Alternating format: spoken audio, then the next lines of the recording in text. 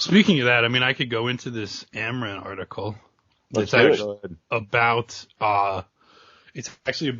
the numbers of people that are on welfare in the U.S.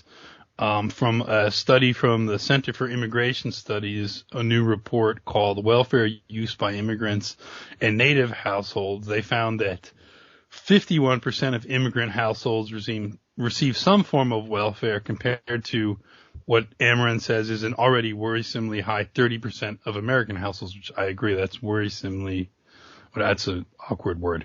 It's too high. Mm-hmm. It's too damn high.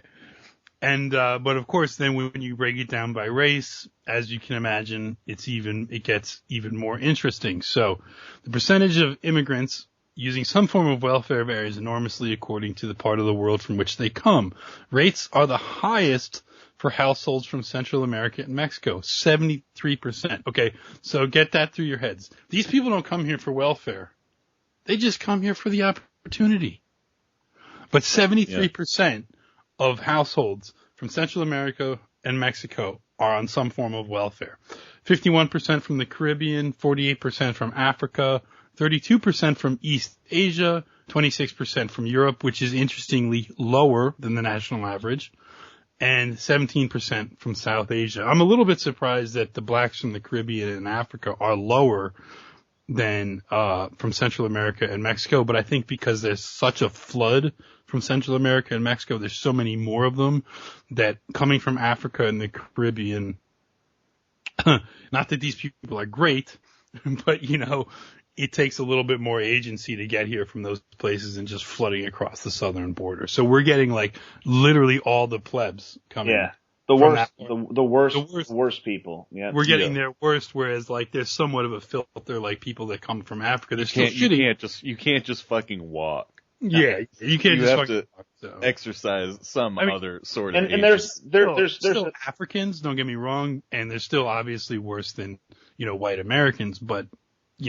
And also, part of the reason, and it is true when Trump says like the Mexican government is sending these people, he might not be using the most precise language, but he's effectively correct because the Mexican government does inform people of how to go to the United States and qualify for programs. Yeah, CDARE has a lot of shit on that. There are government offices, there are probably private company offices in Mexico City that like teach people how to do this. Yeah, there's billboards, there's radio stations that are broadcasting these commercials in Espanol. I mean, yeah, that was one of the biggest that was one of the times when Trump actually sort of disappointed me, is that when he didn't, like, that information is there. Fucking get it and present it.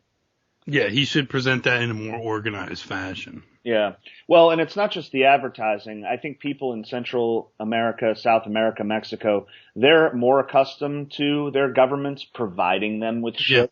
And so they come here and it's just kind of like, whereas a white person, I got to go sign up for cable and my electric bill and a cell phone. They're like, where do I get my food stamps? Where do I get my fucking welfare check? Where do I get all this stuff? People from Africa probably don't necessarily get all that stuff, and they come here and they don't know about it. But rest assured, give it some time. Mike, you've talked about this before. The rent-seeking SJW industry is going to come in and tell these people where to go, and these numbers are going to go up even higher. So yeah, you'll get all the young women that should be getting married and having kids that feel they've got some kind of social mission because all their cat lady public school teachers and the Jewish intellectuals that they listen to have like amped them up on all this fucking multiculturalism, save the world bullshit. They'll all be social workers. They'll all go and volunteer to help these people get all the gives-me-dats. And the other thing about all these Mexicans, and honestly, I've seen this in my whole life, I've been seeing this. These people will go with their whole family, their whole extended family, and they will sit in a government office all fucking day. Oh, yeah. And they will sit there and they will wait to get whatever it is that they're getting from that office.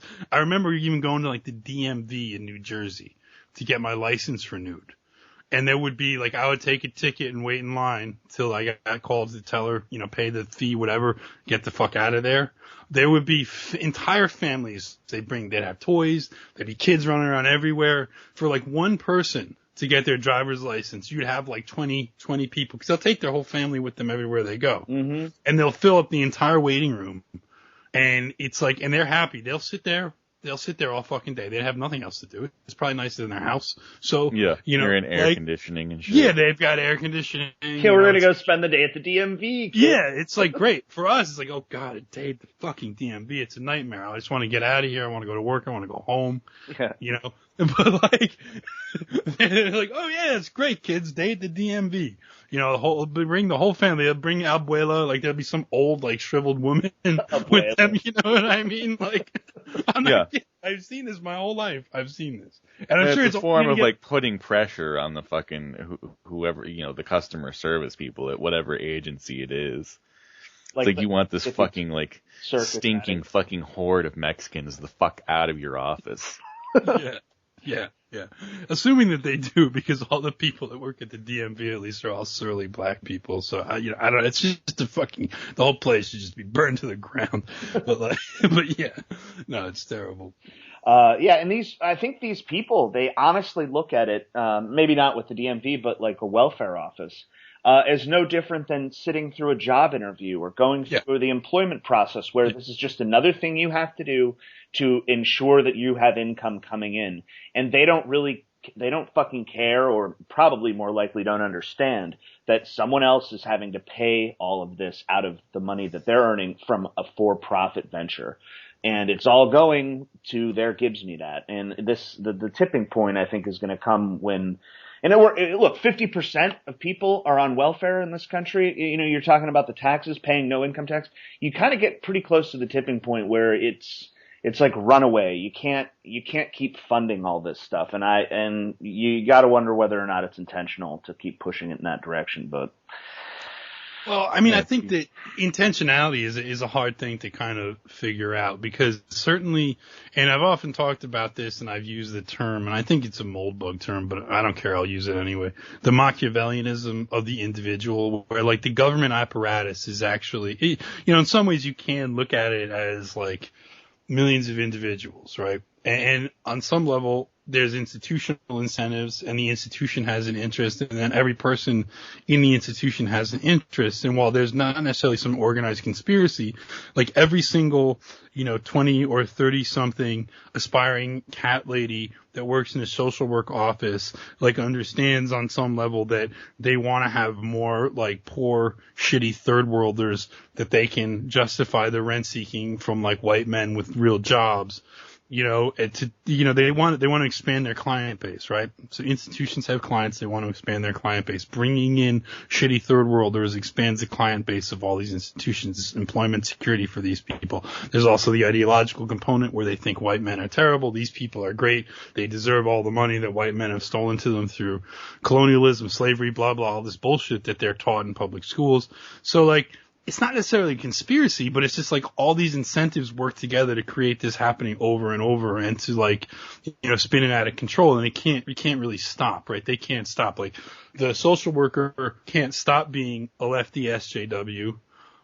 The Mexicans can't stop looking for welfare. The system can't stop feeding it. It's like the Jewish intellectual can't stop undermining society. Like all of it works together to create this sort of perfect dildo storm, if you will, and it just keeps going. It just keeps running. And white men, those of us, we keep going to work, we keep earning money, we keep producing, and in a way we keep enabling this. And it would be nice if we didn't have to enable it, if we could enable ourselves, rather than all this bullshit. But, who knows how long it'll take for us to shake this off.